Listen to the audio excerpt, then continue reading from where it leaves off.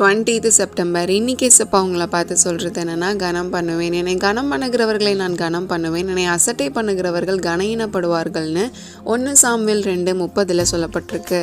நீங்கள் வாளாகாம தலையாக என்ன பண்ணணும் அப்படின்னா, எப்போவுமே கர்த்தரை கனம் பண்ணணும். ஆமான் அப்படின்ற மனுஷன் உயர்ந்த பதவியில் இருந்ததால் எல்லாரும் தன்னை வணங்கணும் அப்படின்னு விரும்பினார். ஆனால் மொர்தெகாய் யூதராக இருந்ததால் ஆமானை வணங்கலை, கர்த்தரை மட்டும் சேவிச்சார். இதனால் ஆமான் அவரை கொல்றதுக்காக 50 மலை உயரத்தில் தூக்கு மரம் ரெடி பண்ணுறாரு. ஆமான் ராஜாட்ட போகிறாரு. அப்போ ராஜா கனம் பண்ணுகிற மனுஷனுக்கு என்ன செய்யப்படணும் அப்படின்னு ஆமான்ட்ட கேட்பாரு. எஸ்தர் 6:5-10 வரை படித்து பாருங்க. கடைசியில் என்ன நடந்தது தெரியுமா? ராஜாவுக்கு முந்தின நாள் தூக்கம் வராதபடி தேவன் செஞ்சார். நாளாகவும் புத்தத்தை வாசிக்க வச்சார்.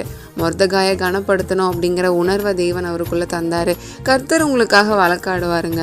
ஒருவேளை இன்னைக்கு உங்கள் நீதியும் நியாயமும் மனுஷரால் புரட்டப்பட்டாலும், நீங்கள் செய்யாத அநியாயமான குற்றங்கள் உங்கள் மேலே சுமத்தப்பட்டாலும், உங்களுக்கு விரோதமாக எழும்பி யோசேப்பை போல் உங்களை குழியில் போட நினச்சாலும், தேவன் வைராக்கியமாக இருந்து உங்களுக்காக யாவையும் செஞ்சு உங்களை கனப்படுத்துவார், உங்களை உயர்த்துவார். ஸோ அவருக்கு உண்மையாக இருங்க. பை தாஜா ஷேரன். Have a happy day.